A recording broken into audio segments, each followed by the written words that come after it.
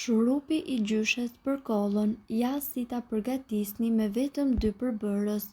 Kolla e thatë në këtë periudhë dimri dhe jo vetëm shkaktohet nga ftohja, alergjia, ajri i thatë në dhomë dhe pluri.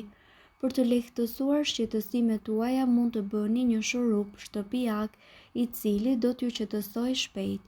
Provoni këtë ilaç popullorit cili thuhet se ndalon shpejt kollën. Ju duhen 3 lugë me xhenxhefil të grirë dhe 1 lugë mente të thatë. Prisni ose grijeni xhenxhefilin dhe bashkë me nenegjikun e shtoni në ujë.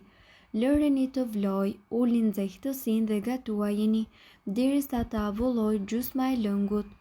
Kullojeni, lëreni të ftohet dhe më pas shtoni mjaltin dhe përzjeni që të tretet.